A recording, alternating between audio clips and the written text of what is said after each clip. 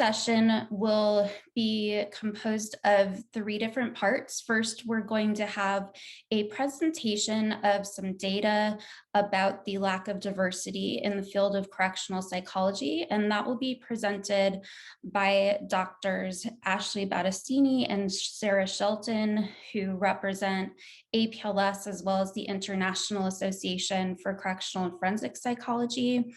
After that, we'll have a panel discussion that will be moderated by Dr. Ariel Bro, and that panel will consist of Dr.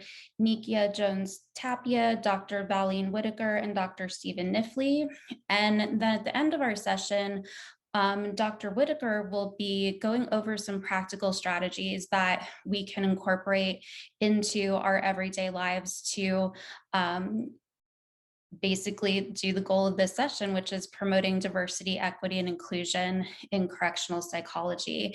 And we'll have questions and answers throughout the panel portion, as well as a final Q&A at the end. So for right now, I'm going to turn things over to Ashley and Sarah so they can present some data about why we're doing this panel here today.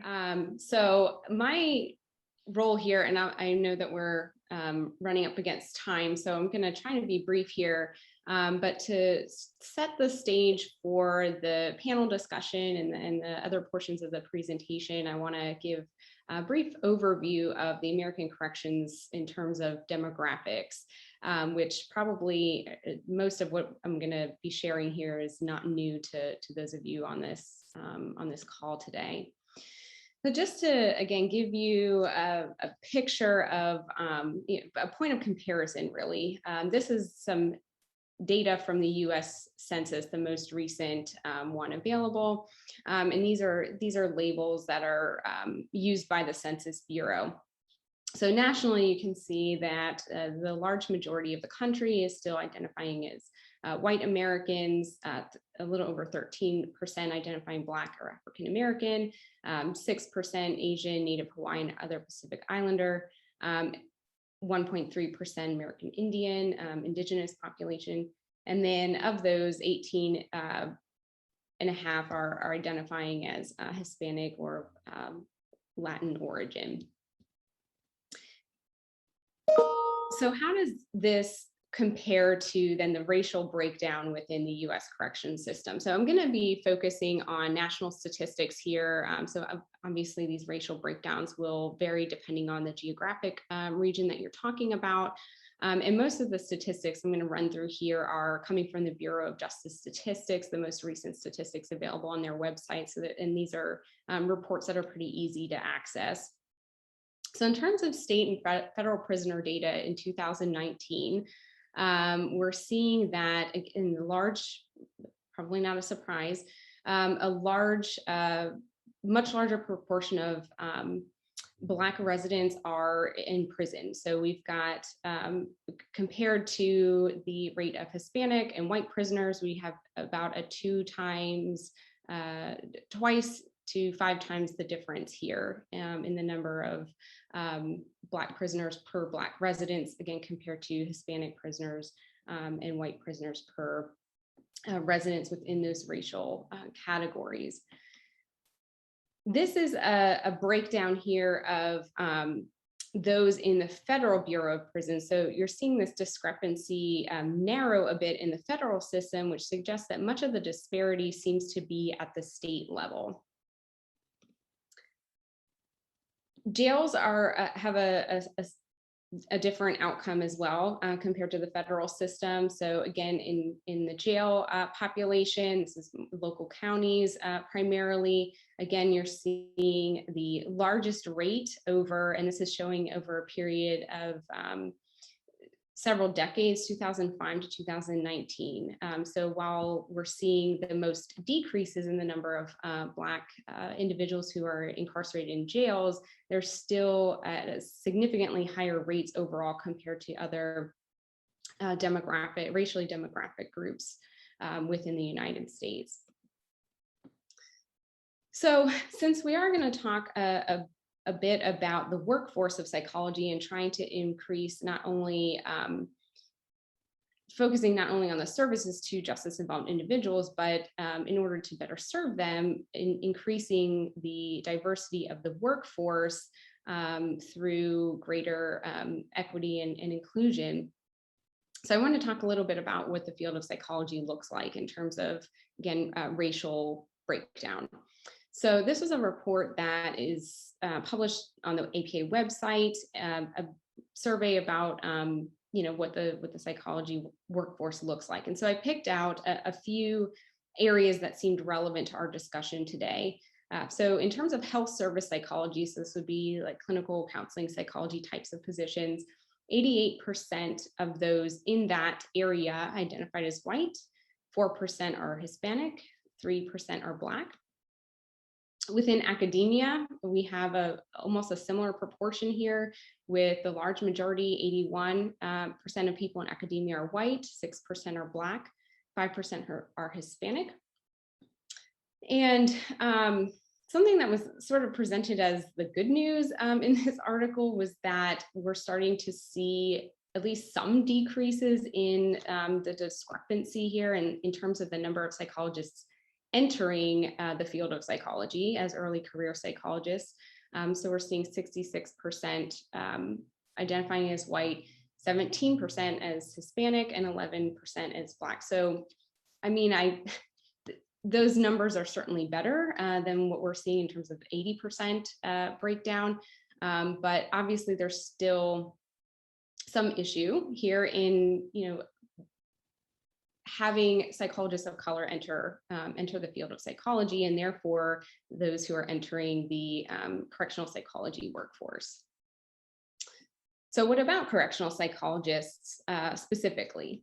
A couple of reports have been done, or surveys have been done, looking at the racial breakdown of psychologists working in corrections. One of the more substantial efforts was in 2000. And in this study, it was identified that 92% of the 830 psychologists that they surveyed working in both state and federal prisons were white. Another study, which was sort of a replication of sorts, although it focused not just on psychologists, but other mental health providers, similarly found that while the rates have decreased in terms of the number of white psychologists, it was still a large majority of the 261 providers that they surveyed. To get a better sense of, let me go back here for a second, to get a better sense of these numbers, this is just based on 2 surveys here. I did also try to search for some literature that I thought was relevant to our discussion as well, aimed at correctional psychologists. And not surprisingly, a lot of these studies were about job-related issues. Again, something that's relevant to our discussion today. And so I just wanted to point out some of the demographics of the people who responded to these mostly survey-based research studies. So here's one from 2010 on burnout, job satisfaction, life satisfaction, comparing correctional psychologists to other public service type settings. And this study, similar to the surveys that I showed you earlier, showed that 93% of those working in the correctional group, which was a smaller N here, only 44, were white, and none of them were Black. This one here, again, showing similar proportions of psychologists in terms of race. 82% of this sample, looking at burnout among correctional mental health professionals, were white, and only 13% were Black. This one here I thought was just kind of interesting to show you because it was a study in 2010, again, on job satisfaction among psychologists in state prisons in particular. And they did not even report the race of the psychologists who participated in this study or provided responses to the study. And so my assumption here is that the 93 psychologists that they did look at were most likely white. But I just found that interesting that this was out there and there wasn't even a mention of race or ethnicity for these psychologists who responded to the survey.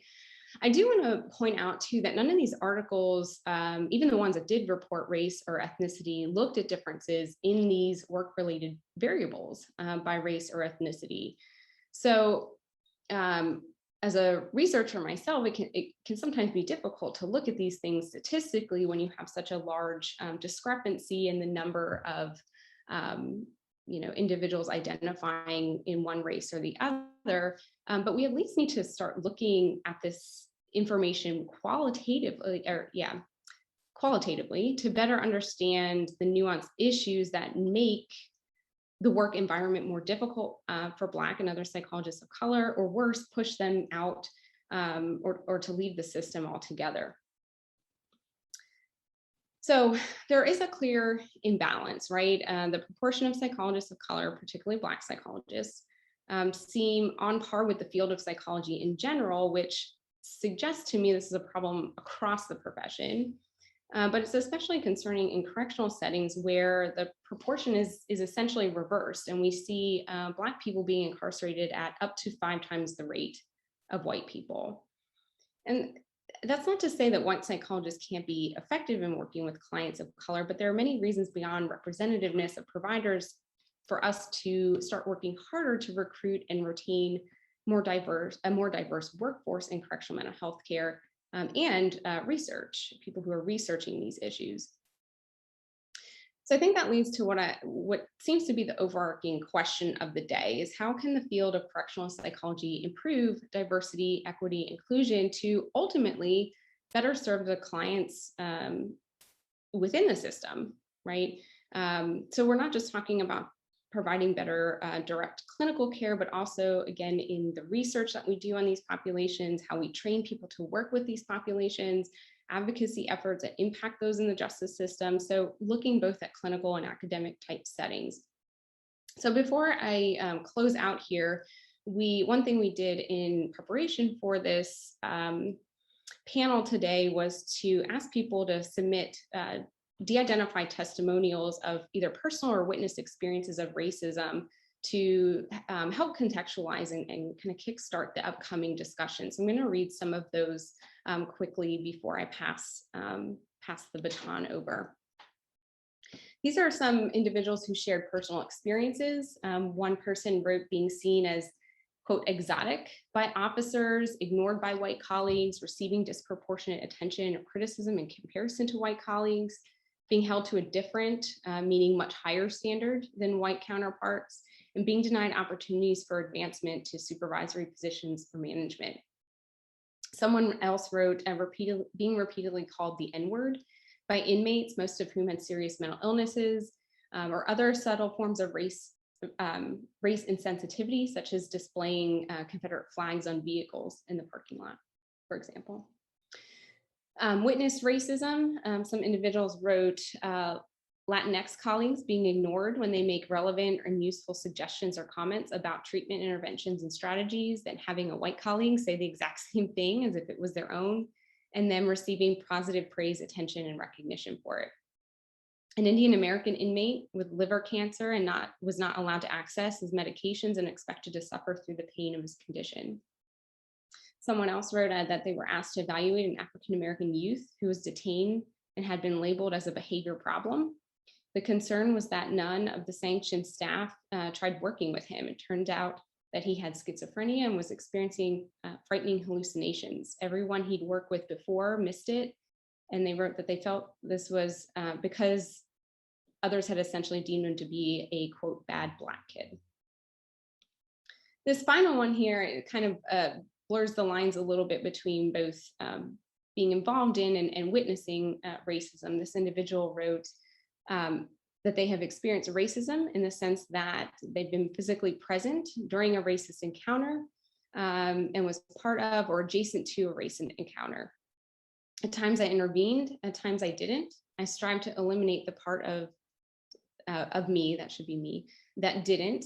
And I have experienced racism in that I have had racist thoughts randomly come to mind or laugh at a racist joke.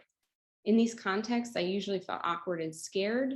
Typically, it was a group of males, and I didn't want to be the, quote, complainy snowflake libtard woman, which is telling, but not an excuse. And I have experienced racism in that I've been called a racist name or had my whiteness made fun of. At times it was just kids busting each other's balls. This is this individual's words. At others it was hostile.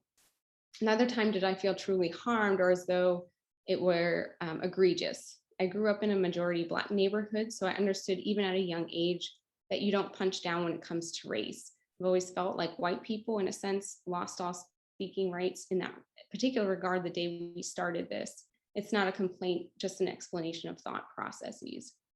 So I wonder if, as you've heard these, you may have related to some of them, either, again, personal experiences or witness, or as this person writes, being close to a racial encounter and regretting not saying something or doing something more in the moment.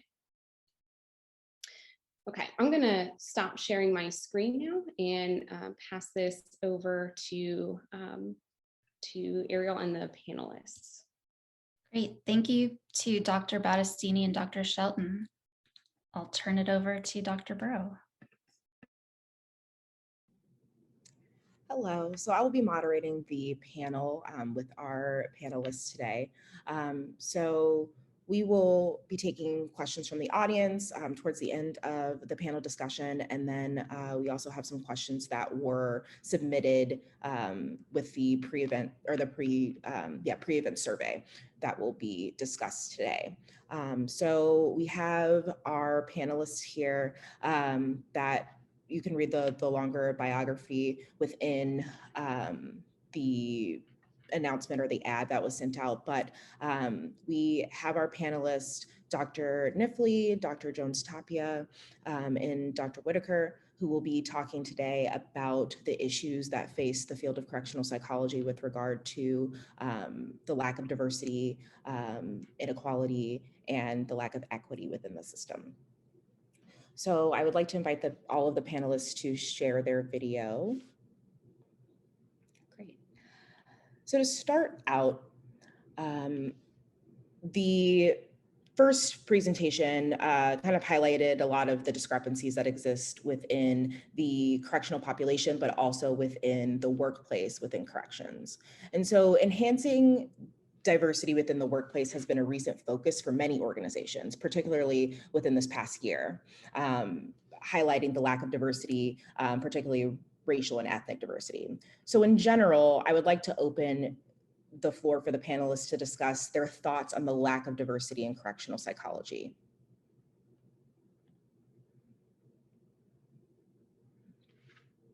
And any of the panelists can choose to start off that pretty broad question, but just sort of trying to figure out what are your thoughts or the issues you see with the lack of diversity within correctional psychology. Good morning.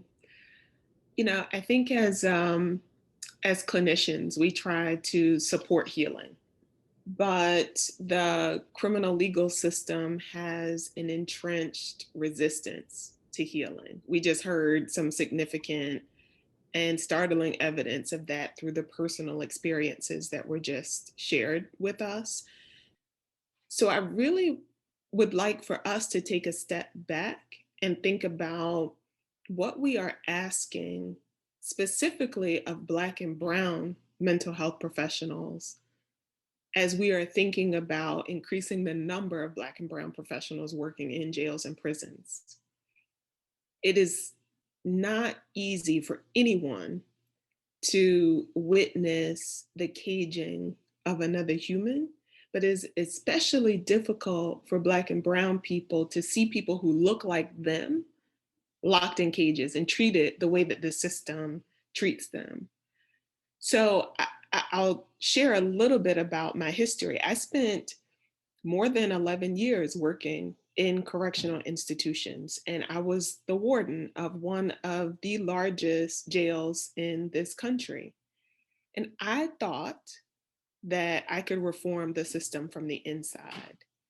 I thought that I could help people who were incarcerated to regain a sense of hope. Like, that's what we do as clinicians. And there were moments when I saw light restored to a person's eyes, but that light was often dimmed by the reality that existed in that institution outside of the therapy room. And it was towards the end of my tenure in corrections that I realized that and I believe nor could anyone else, really fill the gap of humanity that exists within these systems. When we really understand the roots of this system of incarceration and what it was built on, it's punishment, it's inhumanity, it's disconnection from people and community, it's degradation. And so I challenge us as clinicians and as mental health professionals to really think about alternative ways that the behavioral health field can influence the movement towards real justice without perpetuating the harms that exist within these correctional institutions. And I know some of the people who are listening may be really gung-ho about working in a jail and prison because we want to work with the people who need us the most, right? And I think you can still do that, but be centered in the goal. And the goal is not to perpetuate the system. The goal is to organize from the inside, if that's what you choose to do, or organize from the outside to figure out how we can dismantle it and help people along the way and make sure that we have our own system of support as we're doing that. Thank you. Any other panelists want to weigh in on this particular question?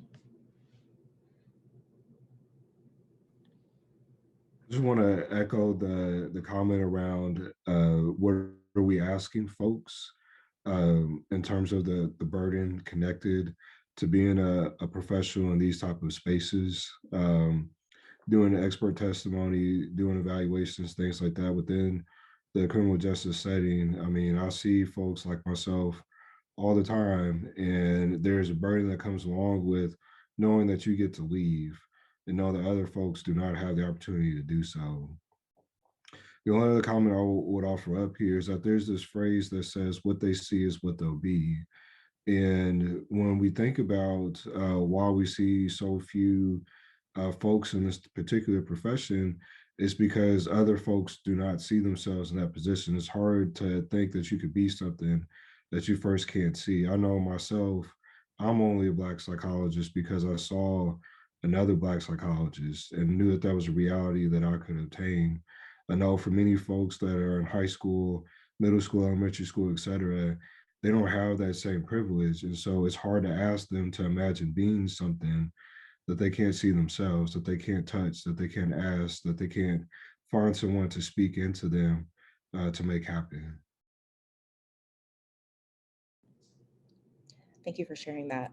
A couple of things have come up that sort of lead into one of my next questions. So when we are thinking about increasing the diversity of the correctional, in the correctional setting, of correctional psychology, you both had mentioned the burden that comes with that and having to be a person of color working in these oppressive systems. And so two things come to mind for me that I would like for you all to weigh in on. When systems are looking to increase the diversity, what sort of recommendations could you give them to do that while also not exploiting these individuals and having them bear the burden of being the spokesperson for diversity work or education when they enter these systems? And then on the other hand, what sort of recommendations and advice do you have for clinicians or professionals of color when working within these systems with how to handle the dissonance that can exist when working within a system that oppresses groups that look like them, that sort of inner battle that they may have when doing that?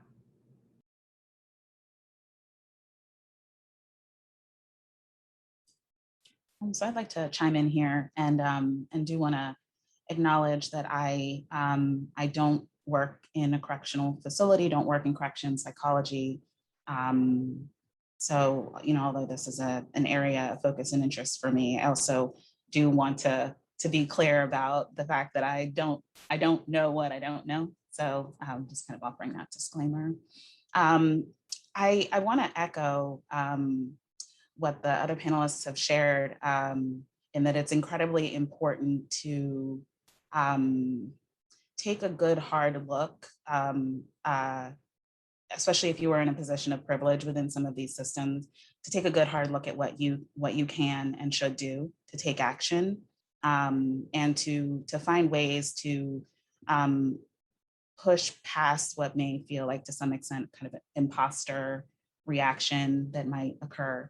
I do think in a lot of respects, that is why much of, in my view, I will say that's why much of the work around dismantling oppression ends up being done by those who are identify with marginalized groups or themselves experience oppression.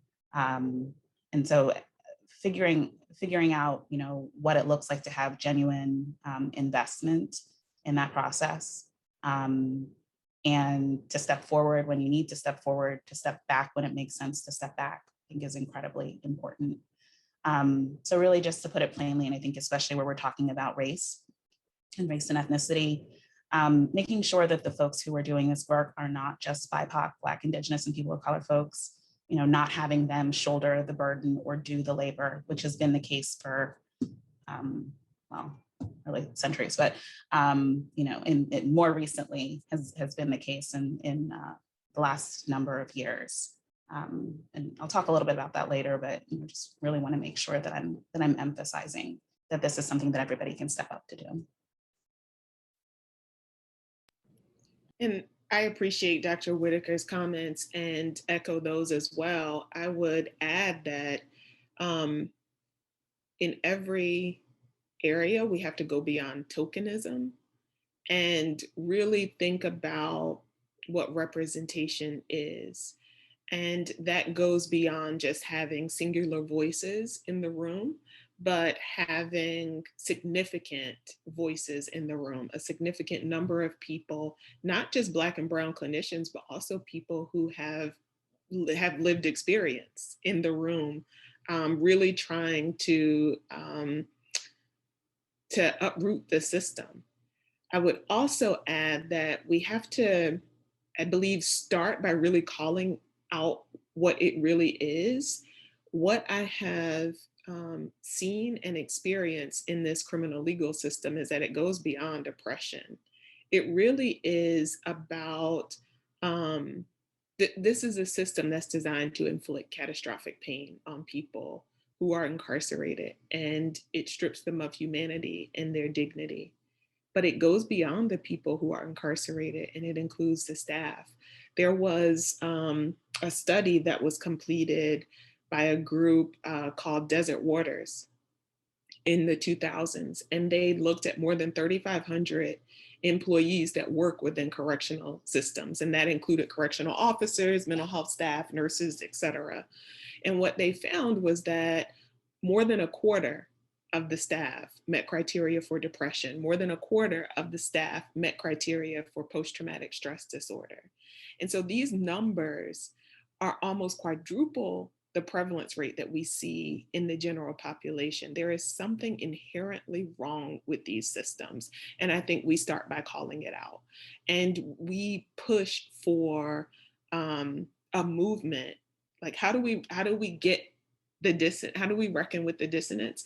We push for a movement within the behavioral health field to rid our society of jails and prisons, knowing how catastrophically harmful they are to individuals and families and whole communities. Like, we have to use our voice and our expertise about the impact of environments on people and really push for significant change.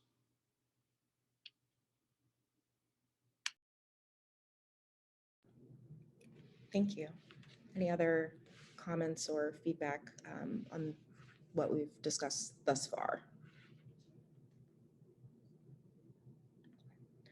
So in thinking about, again, bringing individuals of color, diverse employees into these systems, and then also into systems that do research that relates to these systems, so within academia and research settings as well, how can these systems support their diverse employees? How can they foster a environment that supports retention and provides diverse employees with the support they need when working in systems that may have inherently racist values or may perpetuate some of the things we see in larger society.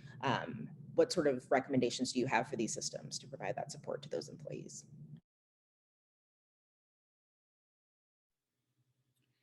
So we are all on this learning journey, and that's what I think I appreciated most about Dr. Whitaker's comments about, just knowing and learning more about this field. I too am on this learning journey, and so it's important for us to have spaces like this where we can share our learnings, but also be vulnerable enough to learn. And as I have been listening to the conversation since we started this morning, I wanted to emphasize how important it is for us to use affirming language when talking about and engaging with people who have been impacted by the criminal legal system. So as behavioral health clinicians, like, we really understand the value of asset-based language. And so we cannot reduce people to their behaviors and what they have been accused of and refer to them as offenders, prisoners, inmates, detainees. And so, because by using that kind of language, we're really a part of the problem then, a part of the problem of degradation and inhumanity, and really thinking about the value of just adding a couple more words and saying they are people who are incarcerated, so that we can hopefully lead a part of this movement to even shift the language that is used, so staff and the people in the community acknowledge that the people who are incarcerated are full humans, their mothers, fathers, sons, and daughters. And then I think more generally, we can, or diversity efforts at least, have to begin to fully acknowledge and combat the terms of harm that these systems are built on. And we can do that, I feel like, by leading campaigns that hold correctional leaders accountable to actually reducing harms and employing humanistic practices and policies and programs within these institutions.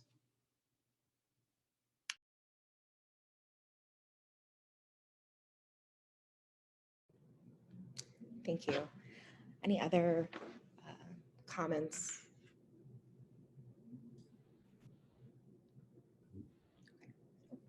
I'll offer one thing that I saw Dr. Whitaker had her mic unmuted, so I'll just be very brief here. From a practical standpoint, I first just want to echo the thought about language. As someone that works a lot with children, it hurts my heart when I hear kids say that I'm ADHD rather than I have ADHD. And so we have to, if we want people to be separated from a behavior or an action or something along those lines, we also have to do part of the separation with them through the language that we use. And so just want to echo that. From a practical standpoint, through areas in which organizations can provide support to their diverse staff or through policy, training, and support. Policy, training, and support. Policies are where most of our microaggressions lie in terms of disciplinary proceedings, in terms of unfair hiring practices, in terms of disparity when it comes to salaries and things like that. And so it's really important for us to be looking at our policies and procedures. We can only do better when we know how to do better when it comes to navigating spaces of diversity. And so not having those one-off programs where someone comes in and talks for a bit about diverse topics, but really making sure that is a part of our ongoing training experience within our organizations is really helpful. And then just as we've been referring to before, there is a burden that comes along with being a person of color within our organizations, which means that oftentimes they will need spaces of support, either by bringing them together within the organization and funding that and making sure that they have the resources that they need to build a community within the organization, or by making sure that they have access to services without, if we know that within our correction setting, 25 30% of the population is struggling with mental health related issues, then I would hope that at the same time, we are connecting those folks to appropriate mental health services out in their communities as well. And so that's kind of where that support lies. So policy training and support are what's needed in those areas.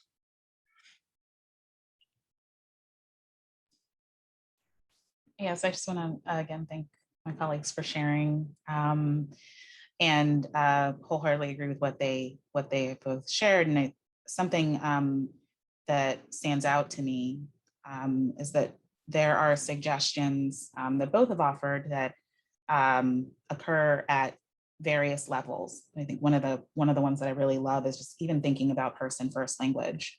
You know, thinking about visible and invisible or less visible ways that you can implement some of these changes to dismantle some of these systems of oppression.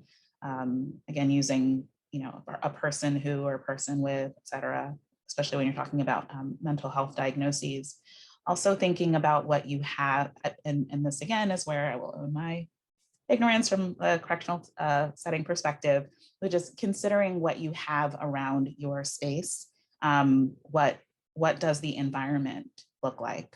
I work with the Veterans Health Administration, and at my hospital, there has been a huge call for people to have posters and other changes that occur on an environmental level. Oh, hi there. Occur on an environmental level. That makes a big difference with respect to people feeling seen and a sense of belongingness. The last thing that I also want to mention is considering having spaces for folks to connect with people within their racial and ethnic groups. So having affinity spaces, and I believe that Dr. Nifley spoke to this, is incredibly important. It can be very transformative, because one message that many institutions send is that in working to dismantle racism and working to dismantle various forms of oppression, it's something that we all have to do together, and we all have to agree on and be in the same place. And there are aspects of that are true, but there also can be healing and transformation that occurs when we are around people who share our lived experiences and can validate that. One of the questions from the survey references the color barrier that exists within management and supervisory roles. So do any of y'all have any suggestions for how to break through those color barriers with regard to management and supervisory roles?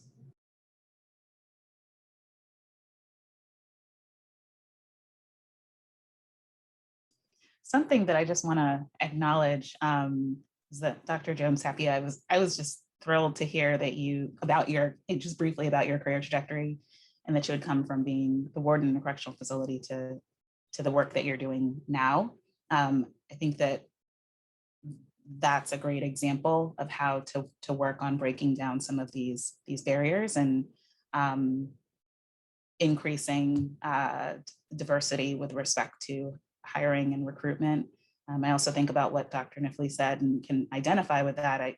I don't know that I would be a psychologist if I did not see other Black psychologists doing this work. I don't know that I would think about being involved in leadership if I didn't see other Black psychologists involved in leadership.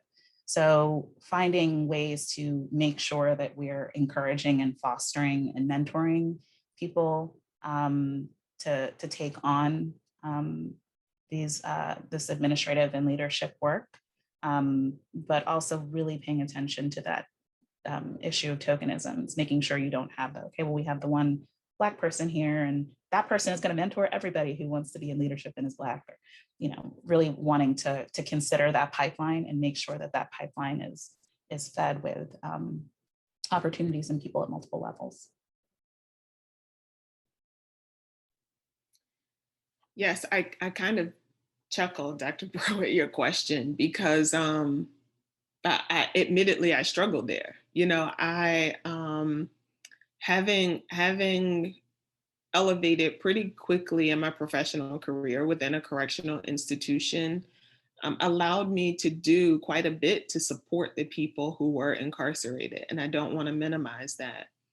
But I also recognize that the further that I elevated within the system, the more difficult it was for me to hold on to my values as opposed to conforming to the values of the system. Because to be frank, the money gets good. You have to feed your family, and you think about, like, if I speak up too much, then I may not have a job. And so there is a balance to strike there. And to Dr. Whitaker's point about having people and spaces for community and supervision and support, I would echo that and suggest that people who work in these positions, starting out and in supervisory positions, that we build communities of support around them, communities of people who are not within the system. Because people who work in the system can, we've already talked about how they too are impacted. And it's good to have those discussions, but I think the best grounding experiences that I had as a professional was when I engaged with people who were in the community, whose families were incarcerated, whose families were working in the system, because that always challenged my thinking and kept me rooted in what I needed to do to best support my North Star. And that was the people who looked like me who were incarcerated.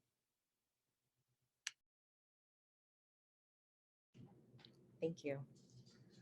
So I just want to open up for any last thoughts, contributions by the panelists before we open it up to audience questions. Okay, so we have our Bridge student member, Charles Taylor, who's going to assist in fielding any audience questions. I see we have one question in the chat here, but then also opening it up for any audience members to submit questions to the chat so that we can pose them to the panelists. One of our first questions that comes in and kind of hits on what we were just speaking on, of working with staff within the system. But if the panelists have any recommendations on working with staff who may be resistant towards policy changes, such as referring to individuals as clients, residents, as opposed to some of the other labels that were used, such as offenders, inmates, and convicts. So if any panelists could just speak to that. I'll share that I think it's important for us to employ correctional leaders, and as we gain leadership positions, for us as leaders to have an increase of opportunities where staff and the people who are incarcerated engage in positive activities. So what I saw in my experience in specifically in Cook County Jail was that the more that staff were exposed to the people who were incarcerated in real human conversations in human ways, the more likely the staff members were to see them as people and not just inmates and offenders. And I'll give you one example. And this has been in my work since I left Cook County Jail. So I'm with an organization now called Chicago Beyond, and we partnered with the Cook County Sheriff's Office to change the way they have visitation. Most jails in the country don't allow people to have contact visitation. And you instead visit with people through a pane glass window, which does nothing to help support connection to community, right? And so through our partnership, we also partnered with the Chicago Children's Museum and created a pilot visitation program where correctional staff dressed in plain clothes oversaw visitation in the Chicago Children's Museum, where some of the dads who were incarcerated were able to visit with their children and play with them for a few hours. And what I saw in those pilot visitations was that even some of the biggest and burliest staff members who were like kind of like inmates, you know, they were emotional because they finally saw these men as men. They finally saw them as fathers, and they were able to relate to them on a completely different level. And in turn, the people who were incarcerated, the men, actually saw the officers as more human because they saw them in plain clothes. They saw them engaging in laughter with their children. And so it did a lot for the relationship between staff and the people who were incarcerated. And so now the sheriff's office allows for in-person visitation. And I hear stories all of the time about those more humanistic experiences where staff sometimes get choked up with emotions when they get to see a father hug their child for the very first time. And so I think as we create more opportunities like that, where staff are exposed to people in more humanistic settings and ways, then they're more likely to see them as full humans.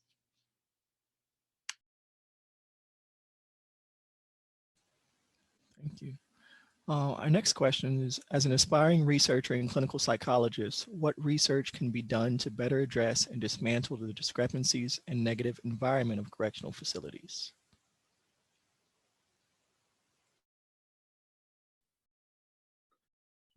I think one of the things that was highlighted before in the conversation around the research studies was a lack of representation of Black and Brown folks. So even being an academia myself, I realized the whole idea of replication is not a very great term because nobody wants to replicate anybody's work. We all want to do innovative stuff, but it's not replication if you are doing it for the first time with a group of people that hasn't been represented.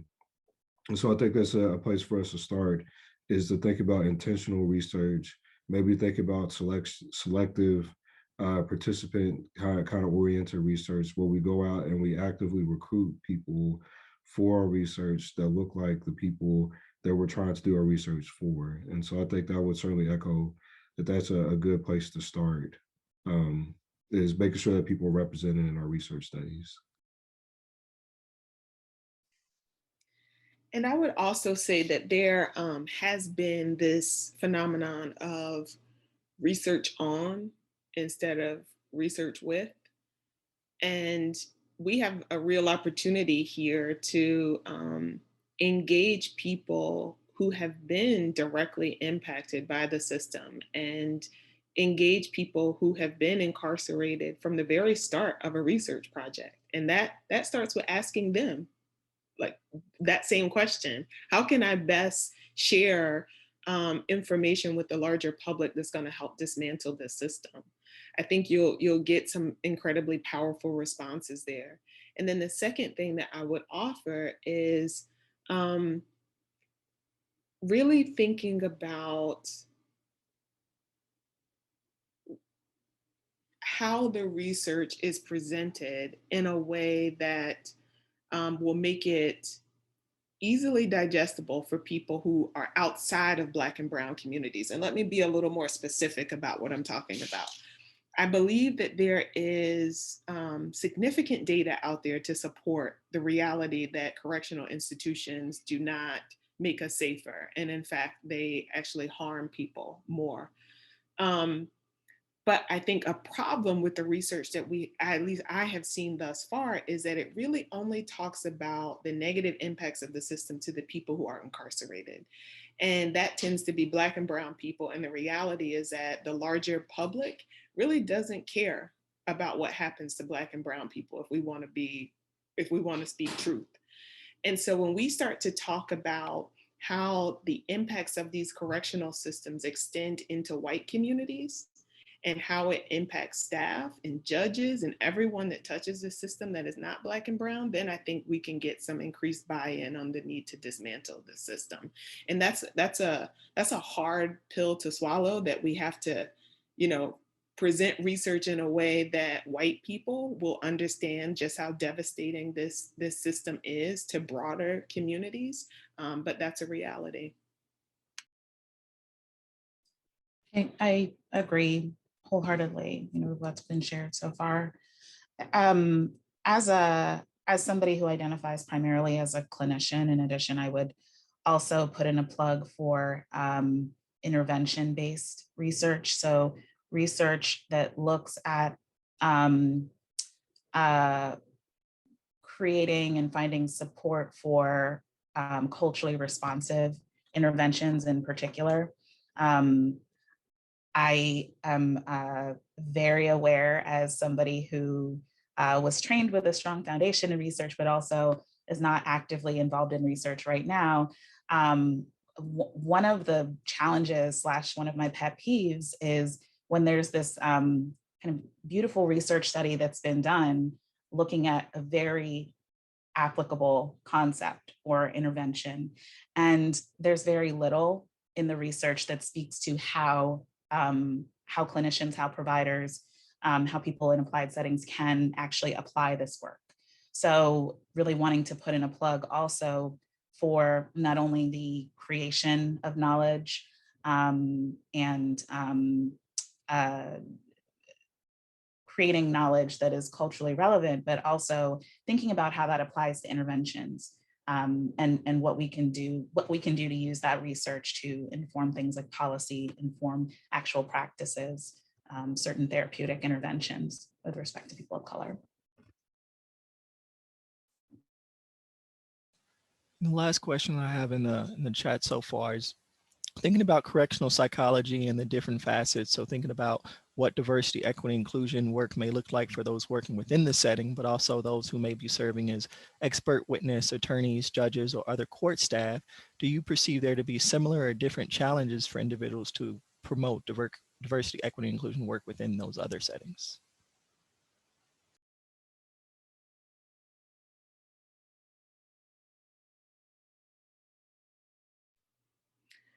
I'm not sure if I completely understand the question, so please let me know if I'm not answering it.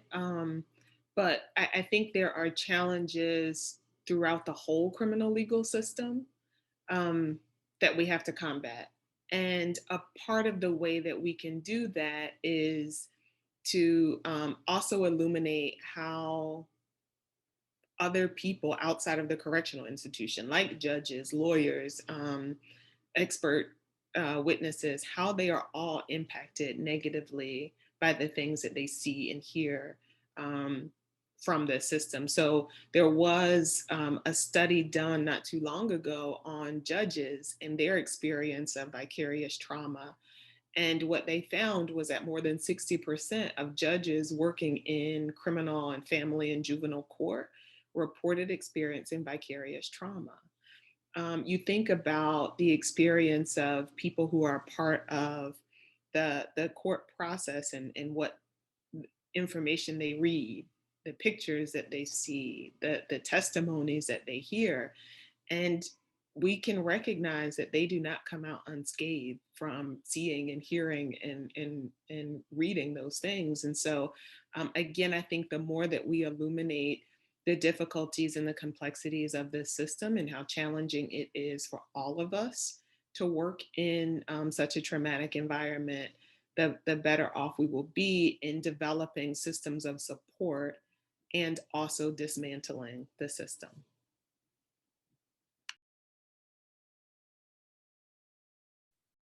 I think about the importance of storytelling with a point within the criminal justice system. Most of our judges look the same. Most of our district attorneys and prosecutors, they look the same.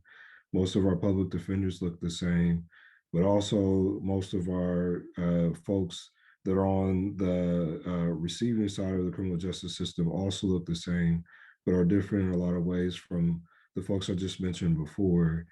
Most of our juries look the same, and they're similarly represented when it comes to judges, et cetera. And so because of that, there's an importance of storytelling. The only person that can really tell that story is also the person that's on trial, and then already that poses them at a disadvantage. And so when we think about one of the roles that psychologists could play in these spaces, is that we can tell a story from a teaching expert, point of view, or someone along those lines, that's also rooted in science that can help us to contextualize the experience of the person that is currently fighting for their lives within the system that other folks may not be able to relate to based on a personal experience. And so if we're able to bring in our psychological skills of communication, of building interpersonal relationships, of disseminating science in a way that makes sense for lay folks within those settings, we can do a better job of advocating on behalf of folks that are going through the system.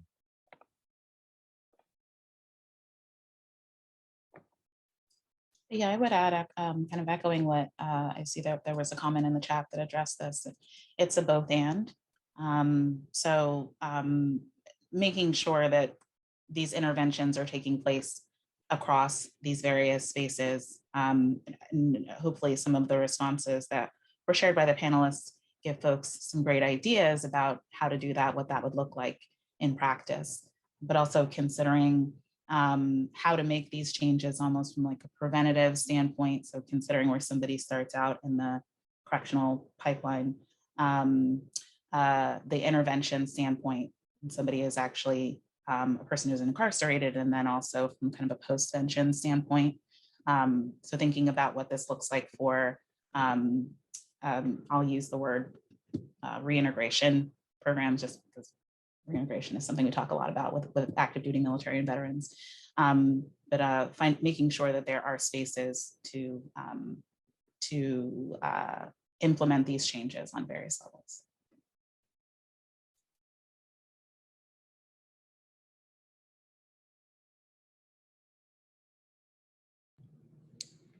All right, so I think that's the end of our questions that have been submitted. We will have some moments at the end of the workshop for more questions if people sort of hear the rest of the talk and come up with more things. But I'd like to pass it now to Dr. Whitaker to discuss her portion of the workshop today with regard to practical strategies. I would also like to thank all the panelists for participating in the discussion today. Sorry.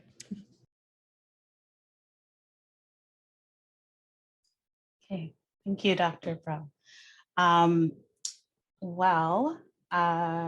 Go ahead and for those of you who are familiar with what it looks like to attend Zoom meetings, which at this point probably should be everybody, I'm just going to go ahead and get my screen share going here. One moment.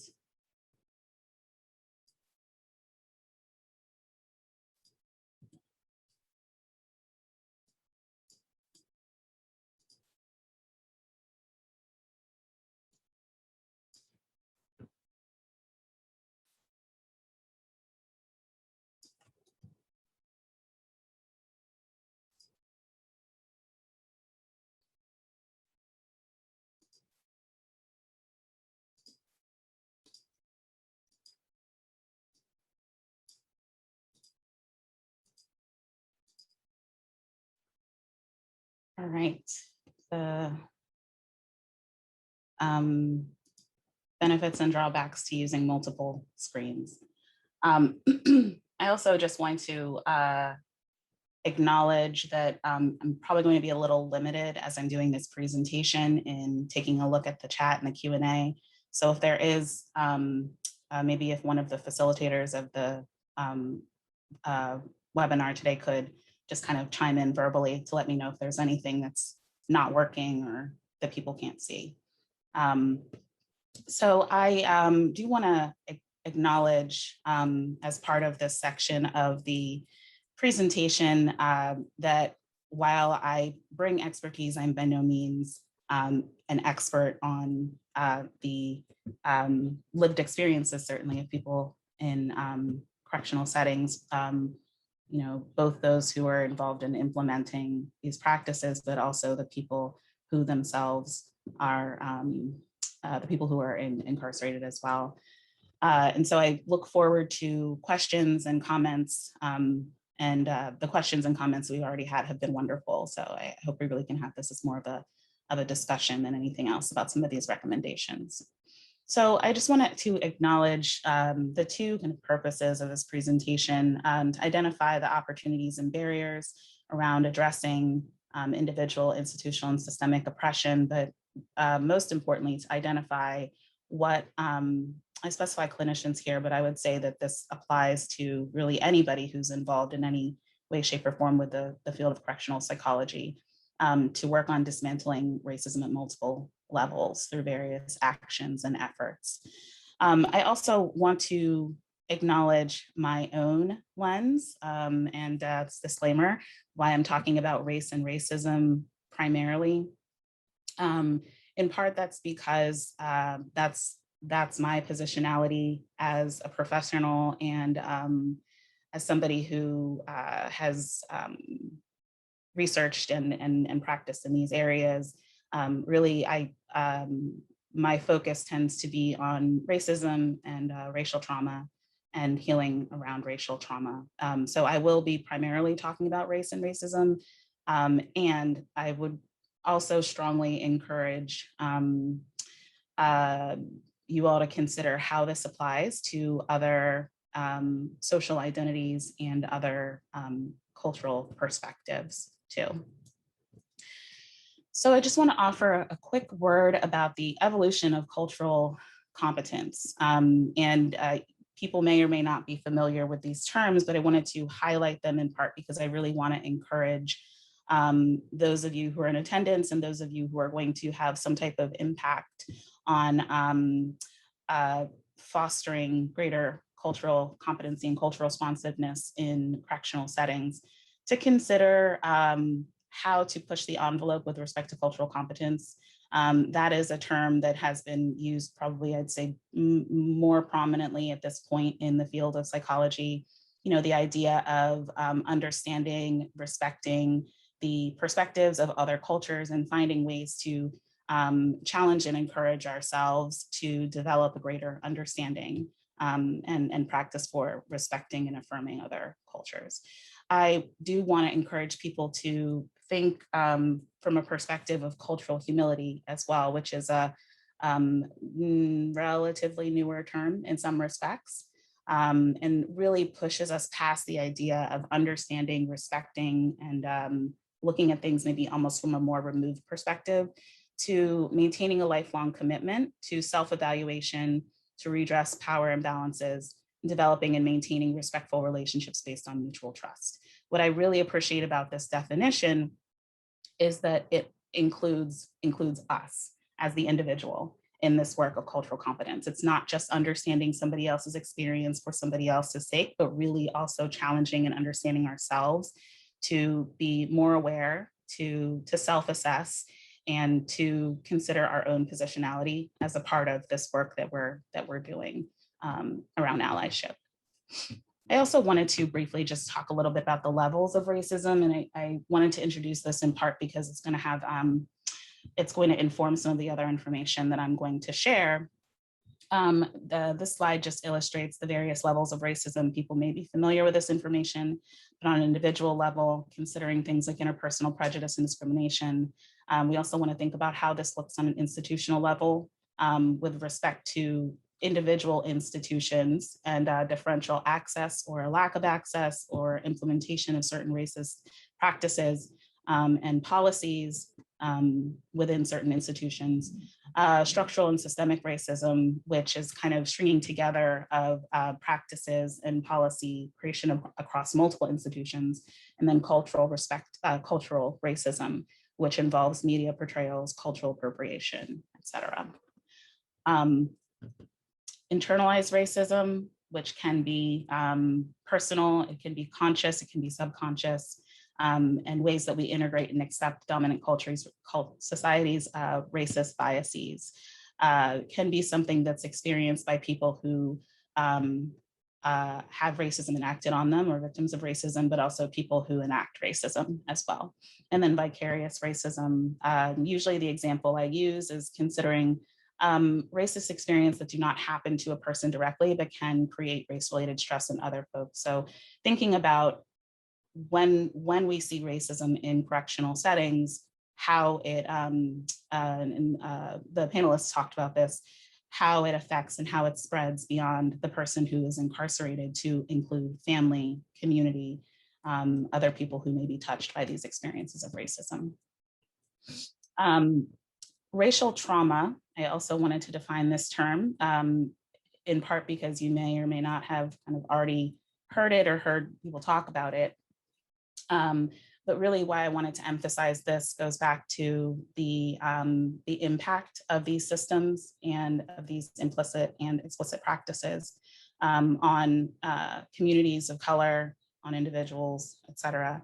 Racial trauma is used to describe the physical and psychological symptoms that people of color often experience after being exposed to stressful experiences of racism.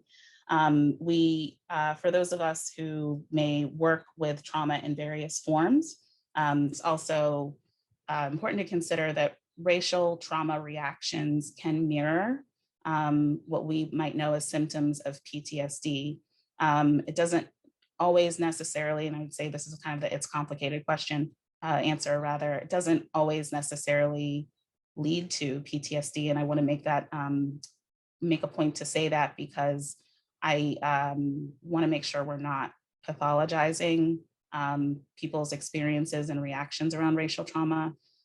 It can sometimes lead to PTSD, but really understanding how these different indicators and responses occur as a result of stressful and traumatic experiences that, that we may encounter, not only as employees in correctional settings, but also the people that we are working with who are incarcerated themselves. It's important to understand how this shows up in various ways and shapes and forms. And it can be cumulative and insidious. So there may be multiple experiences that can compound over time and lead to chronic stress and other ongoing health concerns. I'm going to go past this slide, but just want to acknowledge that there are a number of really wonderful interventions around addressing racial trauma. I'm happy to share some of this information later.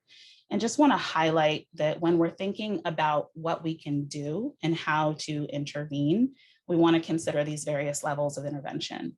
Individual intervention in the form of developing our own awareness, knowledge, and skills, and engaging in self-evaluation and self-assessment around where we are positioned relative to oppression. So what are we doing that might engage or support or reinforce oppressive practices? What are we doing to work to dismantle that? And where do we feel challenged, and how do we move past feeling challenged to taking action? Institutional interventions, which would be facilitating and understanding change at certain facilities, maybe kind of geographic groupings of facilities, and then really considering structural and systemic change, which includes modifying practices across institutions that reinforce each other and facilitate change through the correctional system. Also, I would probably plug research in here as well as a level of intervention. Research and policy change is going to be particularly impactful for supporting structural and systemic change. I'm aware that this slide may be coming in a little bit small. So again, happy to share this information for folks who may be interested, but I did want to share this document as an example that I think outlines a continuum on moving towards becoming an anti-racist and multicultural institution. And I've seen this document kind of modified in various shapes and forms, but really this is a wonderful outline of how to create opportunities for change at the institutional and organizational level by using action at the individual level. So we see at the very top, the movement across the continuum from a monocultural institution where racial and cultural differences are seen as deficits or largely ignored, to a place that's multicultural and anti-racist where racial and cultural differences are tolerated, and then to an anti-racist multicultural institution where racial and cultural differences are seen as assets.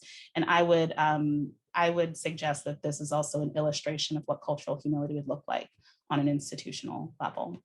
So I encourage folks, I think if you Google continuum on becoming an anti-racist multicultural institution or organization, you will find this chart in some way, shape, or form. But especially for people who are involved in leadership and administration, I think this offers some really important food for thought with respect to what you might do to inform practices around change at this level.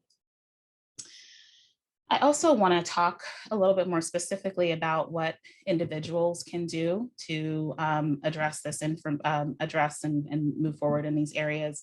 And I intentionally wanted to separate these recommendations for people who identify as Black, Indigenous people of color, and then also for white anti-racist allies and accomplices.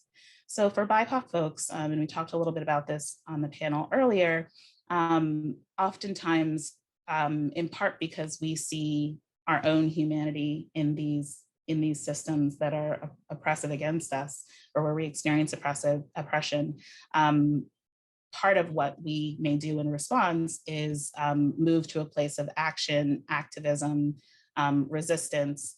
That is all important. And I also think it's really important to consider the boundaries and the care that we encourage for ourselves and other BIPOC folks in our community with respect to resistance. So considering that rest is resistance, and self-care, which we all may likely know about and hopefully know about as psychologists, is critical for counteracting the effects of racism. You may have seen how this shows up, for example, on Instagram and social media. I think there's a group of individual called the NAP Ministry, who's a great example of this idea of rest as resistance against oppression. Also finding ways to create community and connection. Again, we talked about this on the panel. Can we create spaces where we find people who look like and view things in the same way that we do, and affirm us just by virtue of also being BIPOC, but also can we hold our institutions accountable for supporting the creation of these spaces. So maybe making sure that time is bought out in the day for affinity groups to meet, making sure that there are other resources that are put in place to support this creation of community. Setting firm boundaries and communicating with anti-racist allies about racism. Just because somebody asks you a question about racism or asks you to kind of help me with understanding racism, or what book can I read, or tell me how to dismantle racism, you don't have to answer. No is a full sentence, and setting firm boundaries is an important way that we can sustain ourselves, continue to do the work. And then identifying and understanding stressors that can contribute to vulnerability to racism as well, which we've already talked a little bit about, but really understanding where our limits are in this. For white anti-racist allies and accomplices, doing the work, not relying on BIPOC colleagues, supervisees, or clients to facilitate your own growth as an ally. That may include research and engaging in research, doing your own learning separate from the kind of 9-to-5 job that you might have. Engaging in dialogue with people around these topics. And again, I want to reference the previous recommendation. The dialogue doesn't just have to be with BIPOC folks. So engaging especially in dialogue with other white folks who are on their own anti-racist allyship journeys. Don't perform. So people may have heard of this term of performative allyship. I think a lot of times the examples that they give have to do with social media. So when people change their profile pictures to that black square or something to support anti-racist efforts, really considering how that lands with the people that you are allied to. Is it going to make a huge difference? What is the motivation behind making this change on social media with regards to translating that into tangible allyship? Supporting, naming, affirming experiences of fear-based racism. So naming, affirming, validating what you see, and validating it at various levels, not only with people who may be incarcerated, who you may be serving, but also with your colleagues. And finally, not assuming experiences with knowledge of or investment of racism and racial trauma is relevant for each person, each individual who is BIPOC, who identifies as part of the BIPOC community. And then finally, advocating. So we've talked a lot about advocacy at various levels, not only on an individual level, but consider also what this looks like with respect to your institution. So I talked a little bit about self-care already, and I'm going to stop here. I'm not exactly sure where we are with time, but I'll stop sharing my screen and see if there are any comments or questions. I know I went through that pretty briefly, or pretty quickly. And as promised, I'm going to stop the recording now just for this final Q&A. Thank you so much, Dr. Whitaker.